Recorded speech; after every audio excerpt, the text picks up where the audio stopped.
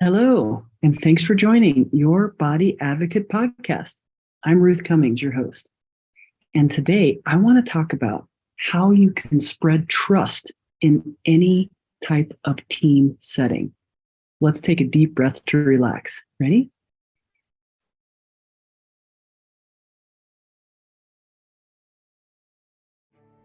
All right, here we go. You're listening to Your Body Advocate, telling your body's side of the story. The podcast dedicated to supporting and improving your body-mind connection so you can live a pain-free, passion-filled life, dissolving one body tension at a time. Discover the healing properties of your own body language, and together let's explore ways to support and improve essential self-talk. Now, here's your host, Master of Encouragement and Body-Mind Life Coach, Ruth Cummings.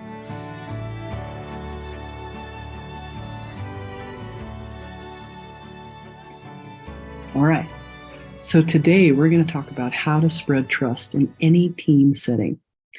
I do this quite a bit with teams, and I consider teams to be three different styles that I work with. So first is the corporate team, like CEOs and their team leaders. That's excellent and a great way to do in a retreat setting, in team building genres type of places where you go somewhere, like a destination type of team building. That's really fun. Also, working with any sports teams. Sports teams have a hierarchy just like CEOs and all types of working environments. And then the family team.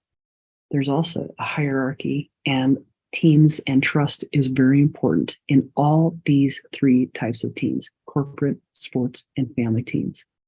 So the first question I ask when there's an issue and the body's involved, there's a lot of pain, headaches, different types of things going on. And most people aren't aware of the body piece of this, the body piece of this puzzle.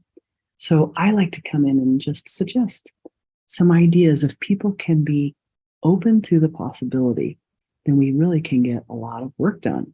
So let's look at a few things you could ask yourself if you're having problems in one of these team settings, with CEOs or corporate teams, in a sports team of any kind, football, tennis, basketball, soccer, etc., or in a family team, because in a family, there's also hierarchy, and I consider you guys a team.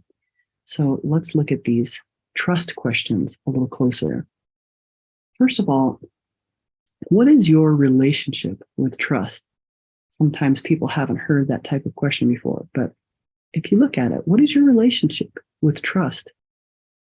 And what does trust mean to you? What does trust mean to you? And then my third question would be, how does one earn your trust? What does it take to earn your trust? What does that look like for you?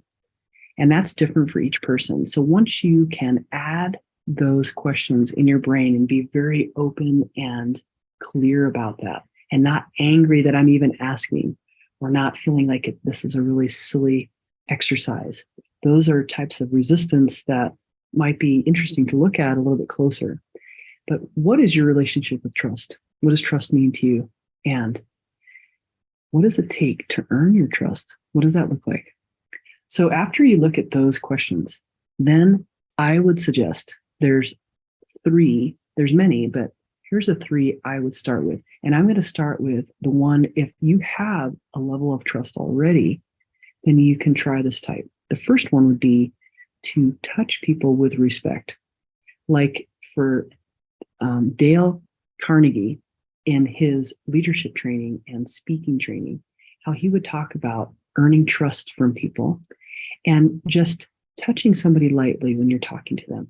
Like you put your hand out and you just touch their shoulder, or you put your hand out and you just touch their hand or their back or the side of their arm, that type of thing.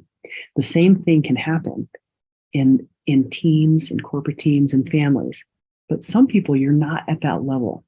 But let me just talk about this level a little bit more. When you do this, you want to be very sincere. All of these that I'm going to talk about, very sincere. And the touch is always appropriate, very professional, and it's very light. And it's adding that touch that says, I trust you without even saying, I trust you. Like making them part of the team, making them part of the pack. Okay. Then I would really suggest saying, if you can, if you're at this level, you could say, I trust you. And they might look at you kind of oddly, like, what? I trust you. And I wanted you to know. And it can start this incredible conversation. And then you can take it from there. But using the touch from your hand and very respectful and professionally, adding that touch to the conversation can really help mend a lot of issues with the trust area and any team. Okay. So what if you can't do that? Like if you trust, like the trust is just gone out the window and someone would slap you across the face or fire you if you touch them. So let's look at some other ideas. There's many, many, but here's some that I would suggest. The next level down, so you have a little bit of trust still, is that you could mention that you're glad that they're there. This is how you would say it. I'm glad you're here. And I get a lot out of you being here. And then you can add something. So I get a lot out of the things that you offer in our meetings. I really like the way you talk to people. I really like the way that you listen.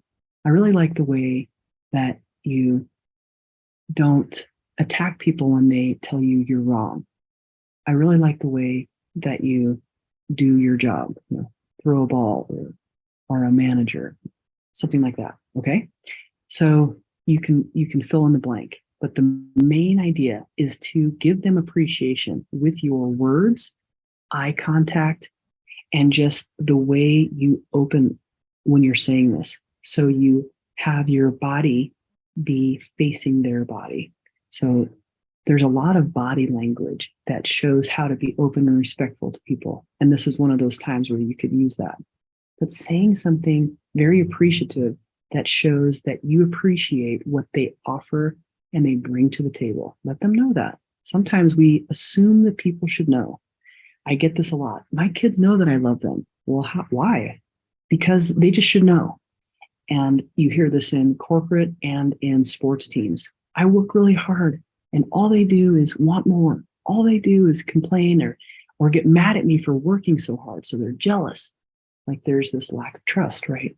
So I would suggest is to say, I really appreciate you being here and I get a lot out of you being here. And then tell them why specifically. And then the third one, if you really just need to build trust, then I would suggest using good posture, but not like overbearing posture. So use good posture, a little bit of a smile, and then a quick compliment. Something like, hey, you look really nice today.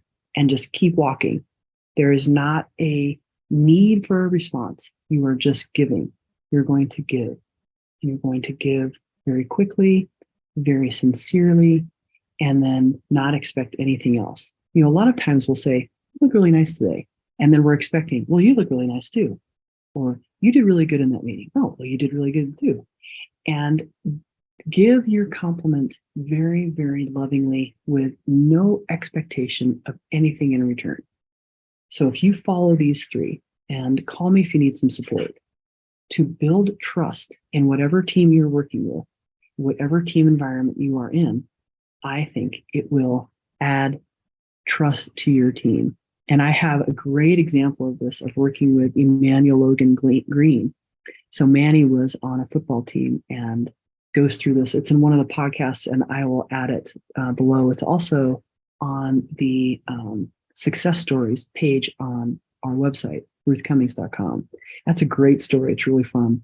So if you want to see the fruits of his labor of creating trust, you can see a really fun play that he did where everybody trusted each other, and it really made some good football and good teamwork for Emmanuel. So that was great. All right, guys. So again, corporate teams, sports teams, and family teams. What does trust mean to you? What is your relationship with trust? And what does it take to earn your trust? And then from there, what do you want to do? The first and highest. So if you have a lot of trust and you just need to go a little bit higher. So touch people lightly and tell them that you trust them. I trust you, and give them a little tap. And the second one, I would say, with open posture, open body language, a light smile, and eye contact, give them a compliment. I'm glad you're here. What you do, I really appreciate, and it really helps me because of this. Something simple like that, and practice it before you say that. And then third one, if you're starting with hardly any trust, or you need to make up with people a little bit, give a compliment and then walk away. Don't expect anything back. A quick, sincere, good posture compliment, and then walk away. So I don't mean to compliment their posture, though you could do that. It's always a good thing to compliment, because good posture is important. So that's for my podcast today. So you can spread trust in any team environment by trying these 3 methods. And I hope that it works for you. If you have any questions, please give me a call. And I will see you next time on our next podcast. Thanks so much. Thank you for listening to Your Body Advocate with Ruth Cummings. We're so glad you've joined us today and truly believe you can live a pain-free, passion-filled life. To connect with Ruth, work with Ruth, or to grab your free ebook, go to ruthcummings.com. We'd love to hear from you. Don't forget to rate, review, and subscribe so you don't miss our next episode. Until next time, friends, be open, include the unincluded, think outside the box, and spread love and kindness one smile at a time.